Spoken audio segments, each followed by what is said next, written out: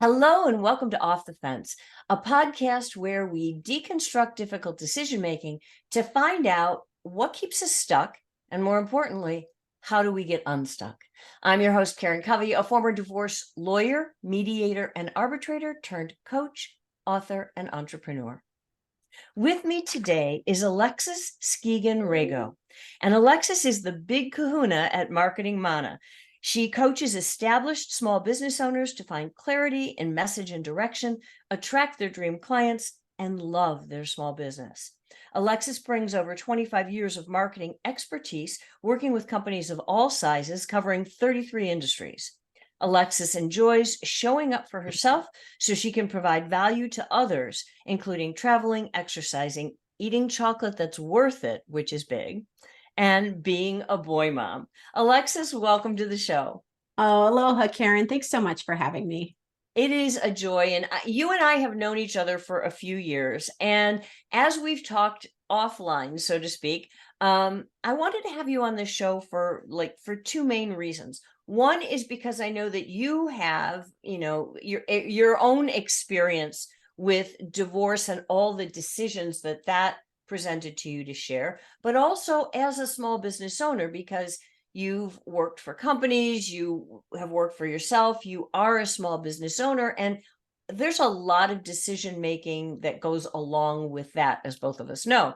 So I'd like to just start though with a little bit about your backstory. How did you get here? What decisions did you make to get you to this place? Where are you at now? Start wherever you want to start. Sure, absolutely. And also, as a mom, I have to make a lot of decisions too. That's true. I know I'm not alone. Like, women, we're just real awesome. We really, truly are what we have to deal with on a daily basis and yearly. It's truly amazing. So I'm blessed to be here with you. You know, for many years, for 25 years, I've been doing marketing, and I started my business about 5.5 years ago at the point of this recording. And it was interesting because I had been part of a large corporation. I was running their email, mobile, and social for over 1,100 white label brands. And unfortunately, the culture was very toxic.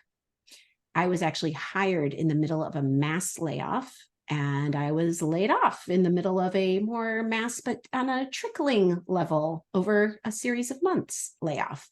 So when they actually brought me back to the room, and it's my manager, super nice guy, HR, and me, and he's reading the script, and I said, "Can we please just be human?" And he looked up and he looked at HR and he said, "Can I?" I mean, that's how much fear, and that's not against him. That's how much fear-based, it was a fear-based culture. So I had a pit in my stomach and it went away.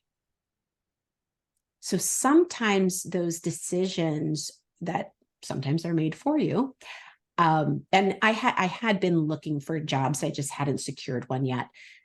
Sometimes those decisions that seem really hard are actually so much better for us in the long run. And so that kicked off a year of, do I stay at home and be a stay-at-home mom? We had just moved out to the burbs a couple of years ago. So we had a house, we had lots of repairs, lots of expenses. I had 2 young kids. One was in preschool, one was in elementary school at the time.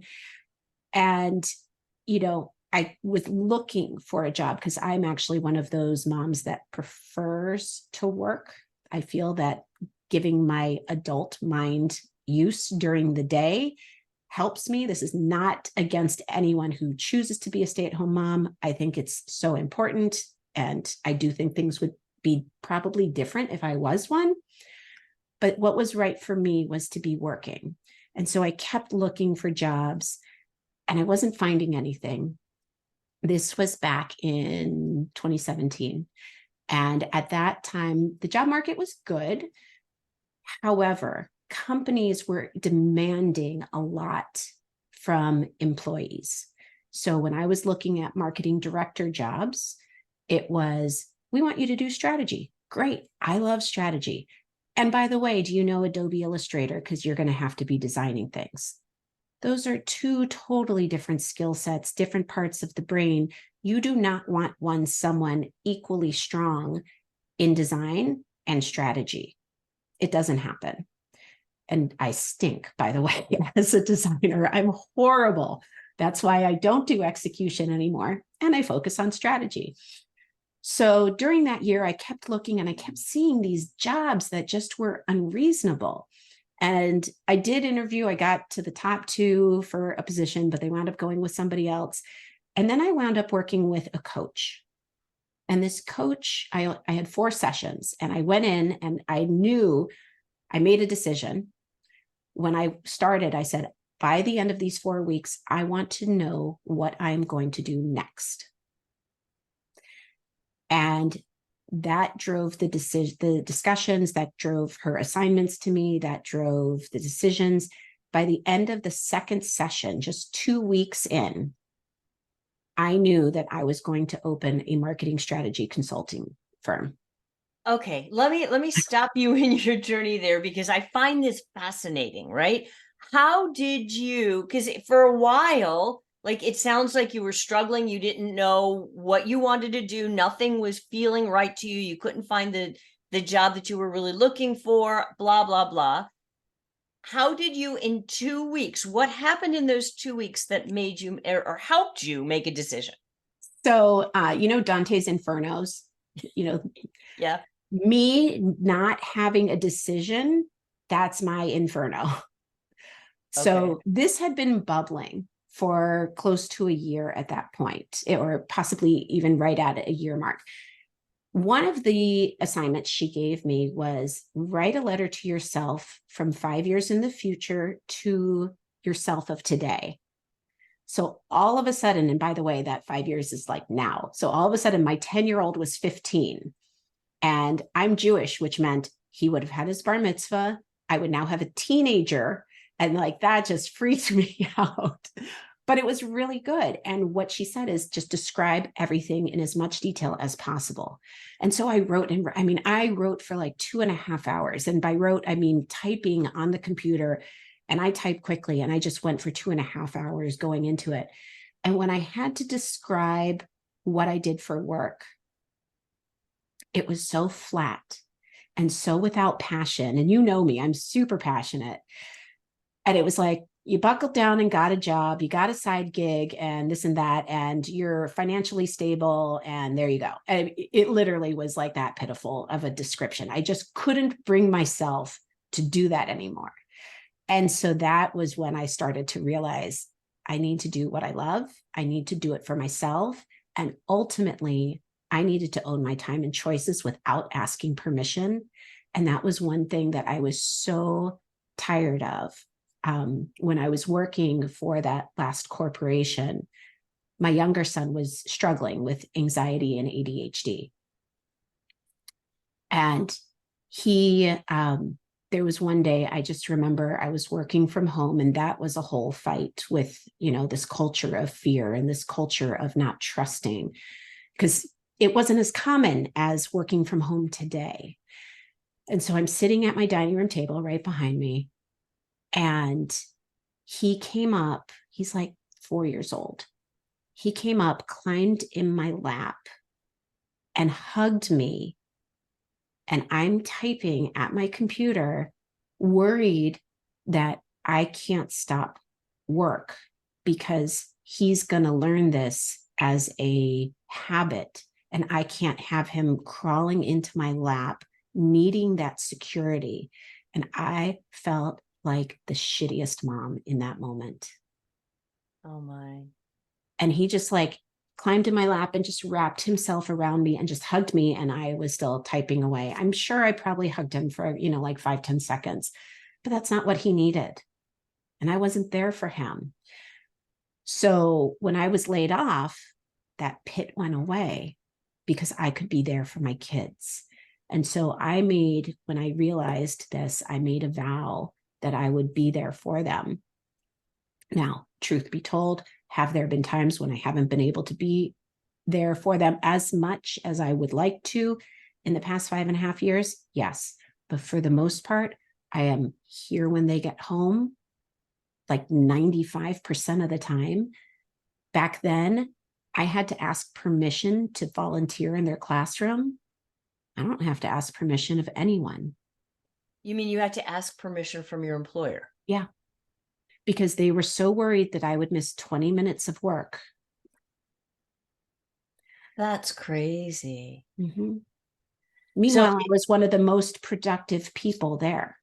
So, I mean, when my SVP allowed me to work from home, he actually said, so you're going to work during your commuting hours too, right? oh my goodness. Yeah. Yeah. Wow. It sounds like their letting you go was, again, in retrospect, the best thing that could have ever happened to you. It was the best thing. And I Wow. will never, ever have someone talk to me that way again. I will never, initially I said, yes, of course. What else am I going to say? But in my head, I was thinking, that's crazy. Like, I can't believe Wow. that he just asked that. Okay, so I kind of interrupted your story. You Yeah. were there, you get let go, you're looking for a new job, you go to the coach, you decide, okay, this is it. I'm going to start my own business. Keep going from. And I filed my articles of organization and kicked off my business and learned quickly that it was important to immerse myself in the community. So I got involved in the Naperville Area Chamber of Commerce. That's my local chamber. And I knew no one. I knew, some parents from school, but my corporate job was in a suburb between here and Chicago. So I wasn't part of the local business community. Yeah. So I got to know Naperville, which is a wonderful community. It's very supportive of small businesses. Our chamber has over 1,100 members, and there's just tons of programming and social events. And so so funny. This is why I'm not good with design.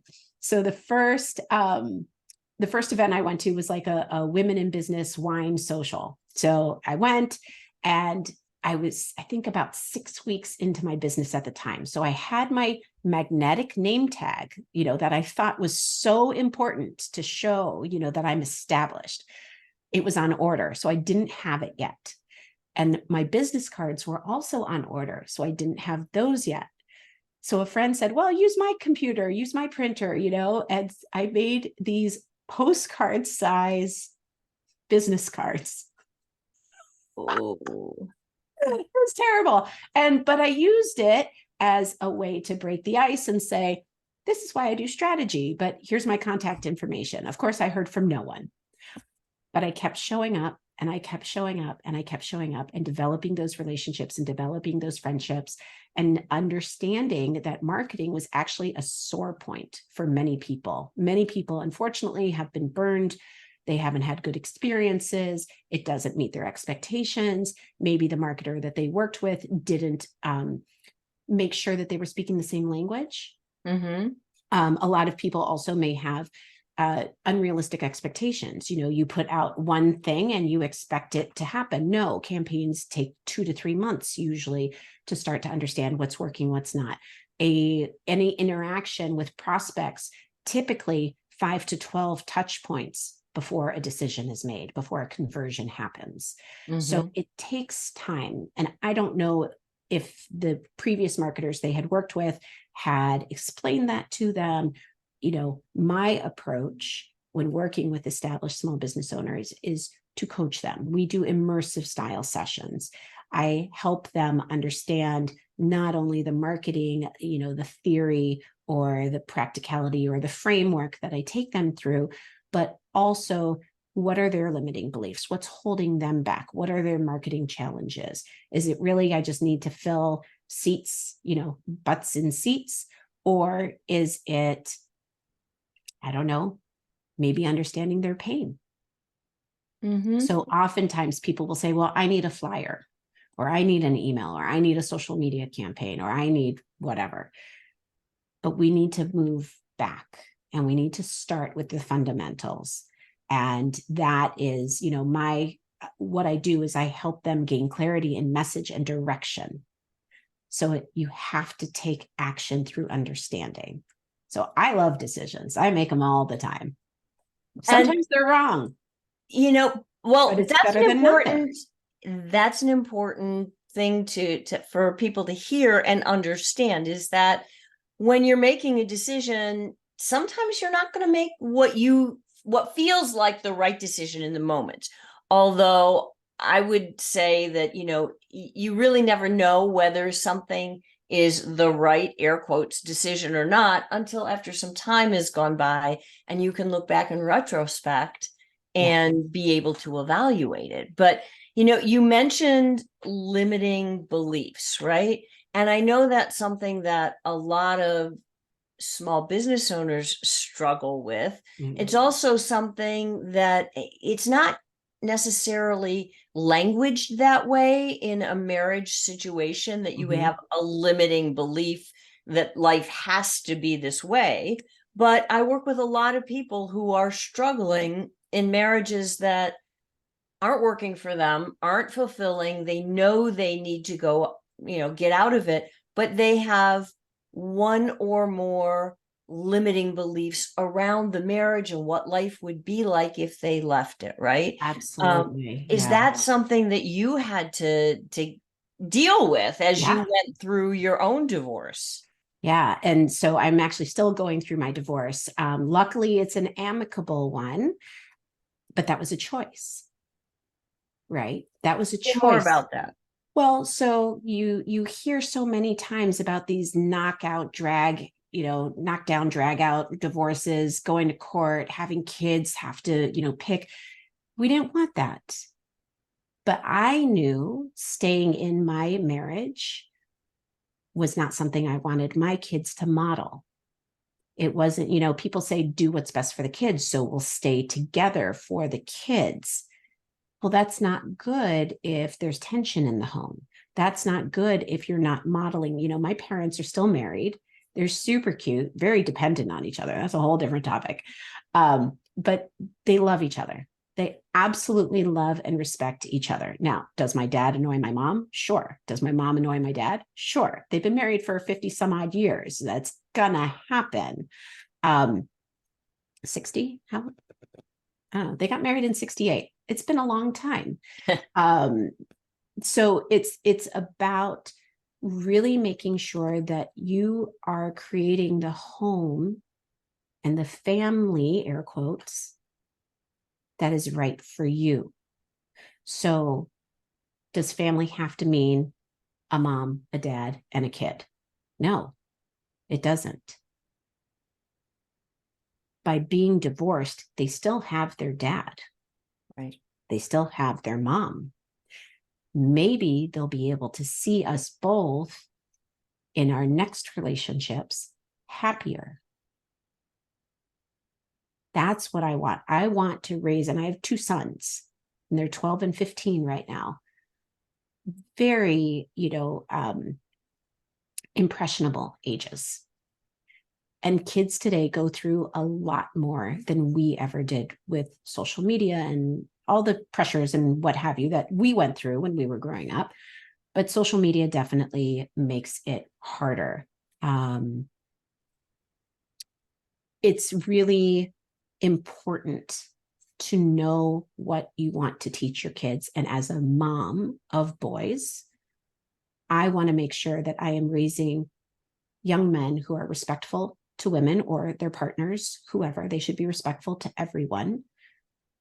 They treat their future spouse with respect and honesty and communicate clearly, that they know how to navigate their emotions.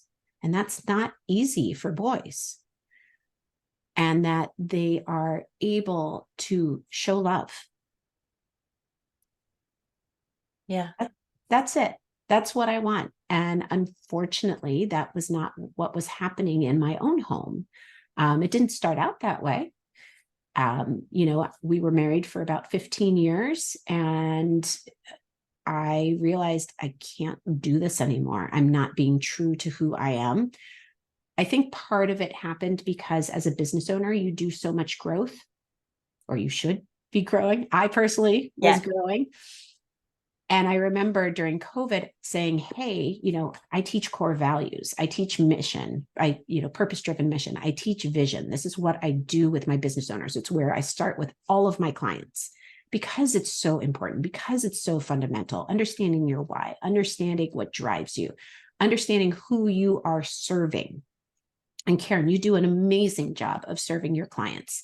Reading, I was just, one of my friends this morning actually was going through something and I said, go to KarenCovey.com, COVY. She gets in your head. I'm always like, Karen, get out of my head. You understand this so well. And it's Thank you. It's so important what you do. So thank you for doing what you do. But being able to have that for our family, I wanted to do our core values. I wanted to do a mission for our family. And my husband said, no. And I was Just like, no. just no, had no interest in doing it. And that broke me. That broke my heart. That wasn't the straw that broke the camel's back, but that was one of the contributing factors. And I realized I'm growing and growing, and he's not willing to. And that's a shame, because when you divorce, I lost my best friend. I lost my husband. I lost my partner as a parent. Yes, he's still active and he is a co-parent and we talk and communicate, but not in the same home all the time. It's just different. Yeah. So it's more, I'm updating him rather than experiencing it with him. Yeah. So, because you are a small business owner, you work with small business owners, and because of your own personal experience with divorce, I want to ask you something that I hear from clients so often. It's that, look, I'm a business owner.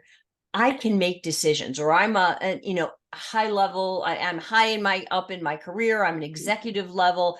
I can make decisions at work. Boom, boom, but no problem. But the family, like the home decisions, like what do I do with my marriage? Like I've been stuck for years. How did you manage to navigate those decisions? Because as a business owner, it sounds like you're making decisions all the time too. Okay, how did you transfer that skill set, or what did you take from the work and the ability to make decisions at work into your personal life to help you make those big decisions? Yeah, it's a great question. I think part of it was, what do I want for my kids in the future? And is the current life giving that to them? The other thing was, I felt lonely. And I realized I would rather be alone than lonely. And I was willing to walk away because it was what's best for me. If I'm not feeling fulfilled, if I'm choosing to work all hours of all days to avoid my personal life, that's not good. No. That's not good. And so, this had been going on for years, not, it gradually getting worse. Right. So at first it was maybe a few days here or there, and then maybe it was a little more frequently. And then it was happening like every month and then every week. And then it's like, I felt like I had a roommate. I'm sure you hear that. But And I'm curious, like, because so many people, especially small business owners, fall into that trap of, well, I've just got to work a little more. I've got to work a little more. I need to get this done or that done, whatever it is. At what point or how did you make that realization that you weren't working because it was a business necessity, but because it was a personal escape? yeah, I think I always knew, but I felt, because it was very hard to pinpoint what was wrong, what wasn't going right, what happened. And so, he wasn't disrespectful to me to my face, so there wasn't, verbal abuse happening. There just weren't those like, oh, I can do that. Eventually there was there's a ticket. He made a big mistake. That's not okay. That doesn't align with my core values, which he was aware of, my core values. And that was this happens, we're done. Something happened, we were done. So it became very easy at that point. What became difficult was my entire future was wiped clean. I'm so glad you said that, because I really wanted to dive into this with you, because you are so good with and big on visioning, right? What do you want your life to look like? What do you want your future to look like? Well, when something like a divorce happens, it does wipe the slate clean, because the vision that you thought you had, or the life you thought you were going to have, is now not happening, right? So how do you go about recreating a new vision that is in line with what you want and what your values are? Absolutely. And it was like, at first it's so shocking, because for almost 20 years I had this vision and whoosh, wiped, gone. So I can look at it in two ways. We were talking about limiting beliefs before. I can look at it in two ways. I can say everything I ever dreamed of is now gone. It's not going to happen. Or I can say, I have a clean slate and I can build whatever I want. And I quickly moved from that first thought of gone to clean slate. Okay, now you might have quickly moved, but you are, shall we say, perhaps a little unusual in that. I am very unusual. So a lot of people get stuck there, and Yeah. rightly so, because this is huge. When your entire vision for your future is gone, it is shocking. So can you share any tips with people that will help them to vision, to get beyond that pain, because there's a certain grieving process that has to happen. But how can people get from that grieving process to the point where they can actually see a future for themselves? Yeah. And there were a couple of things. First of all, as soon as I said, you're out, I started seeing a therapist every single week. I still see her every single week. So we're going on over a year and a half. And I think we've missed 3 because she was on vacation, I was on vacation, or there was a whatever. Okay. Every single week. I also journal. I journal incredibly, a ton. There's actually a great website called privatework.com. And it's this guy, Joe Stump, and he has all of these different primers. And then you can do a 1 hour. I've done it once. That's a big time commitment, but he has 1 minute ones. So maybe there's like 3 minutes of like input, and then he gives you a question and you write for a minute, and then there's a little conclusion. So we're talking 5 to 10 minutes tops. I find writing very therapeutic. What I always say, because some of my girlfriends who are in their 50s have said, but what do I write about? How do I journal? And I said, you just free flow. And just because you write it doesn't mean it's true. Just because you wrote something down, if you're working something out, that doesn't mean that has to happen. So, if you're really angry or you're really upset or you're, thinking about like how you could have done something different and you just start getting really down on yourself, just get it out, let it flow, let those emotions flow, and then you can move on. So, so I was writing. I also read Jen Sincero's "You Are a Badass," I had read that previously. I read Badass Habits, and I read that probably about 3 or 4 months after we were separated. And it's so silly. But in the book, she's like, okay, pick one habit. So of course, you start off with a list of 10. Of course, my list is like 20, right? It's just like, you got to pick one. So throughout the book, she gives you guided exercises. So I'm doing them, I'm journaling about them. And I say, okay, I want to focus on organization, my piles of papers. Like papers are all over. You can't see them, but they do exist. So they're all over. And I realized going through her exercises that I was putting myself last. Because in my mind, when we would clean the house, I would figure, well, my office only impacts me. So where can I clean that will impact the whole family?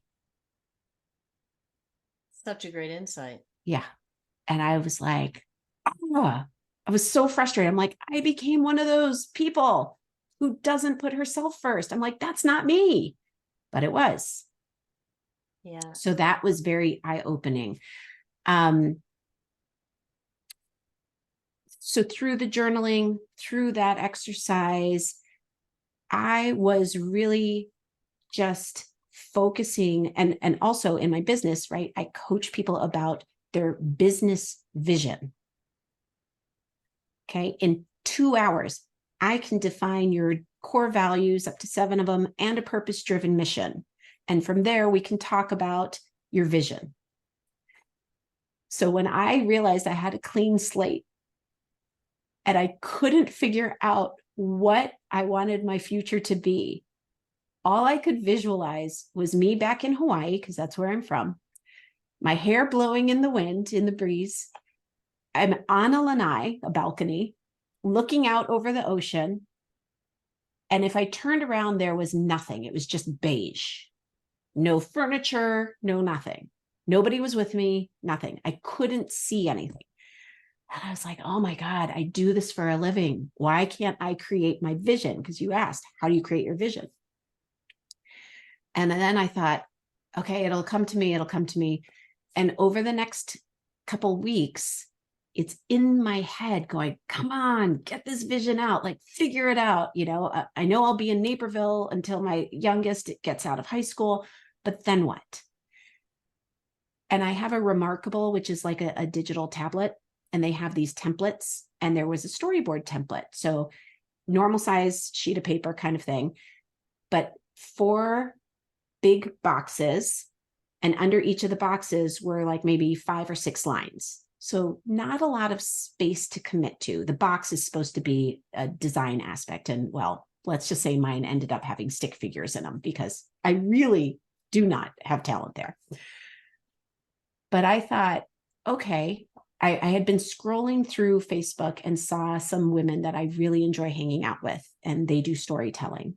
And every time I'm with them, I get happy. And I thought, it was end of the year, so right, doing your annual your New Year's resolutions. And I thought, I want to be in their life. I want to not become them, but I want to share my time with them, whether that means I'm storytelling, whether that means I'm volunteering for them, or I'm going to shows, something. That's what I want to do. And so that's when I opened up my Remarkable. I found that template, and that was my first thing. So I wound up creating a little vignette. And then something else sparked, and something else, and something else. Next thing I know, within a few days, I have 28 vignettes of my vision of what I want in my future. So can I summarize it in one sentence? No. But do I have 28 things that I want to work towards? Yes. And so that's how I was able to get my vision, just by breaking it down into smaller things, recognizing different parts of my life, spirituality, family, business, health, exercise, relationships, community, volunteering, whatever it was. I was able to create these little achievable steps. And now I don't have a blank slate. I don't have it perfectly colored in yet either. And that's okay, because who I am today is not who I'm going to be in 5 or 6 years.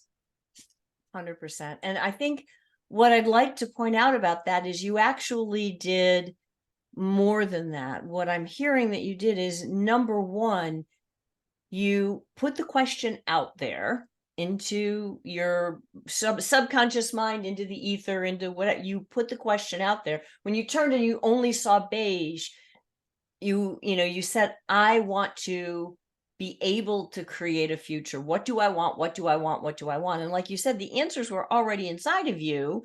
You just had to dig them up. But it starts by, and I know this sounds basic to people, but it starts by asking the question. You Absolutely. got to, and you asked the question and then paid attention for the answers to come, which is all about focus. And then the third thing you did was take action. You Mhm. opened the remarkable. You started to write down things. You didn't say, well, I won't write it down until I have the whole thing perfectly Right. planned out. You just started. And so there is so much in there for other people who are listening to do that. It starts by asking the question, being open to receive an answer, and being willing to take action when you do, and not just blow it off and go, oh no, that's not important, or that's not really all I want, or it's not perfect, right? How many Mhm. times do we stop ourselves because it's not perfect? Yeah, I am a recovering perfectionist. But how earlier I was saying, just because you write it down doesn't mean it has to come true. So from time to time, I go back and I look at my 28 things because it helps to go back and read what you have written as your goals. That helps you focus. That helps keep it top of mind, intentional, mindful. I may one day look and say, you know what? No, that doesn't seem important to me right now. And then it's okay to erase it or just move on.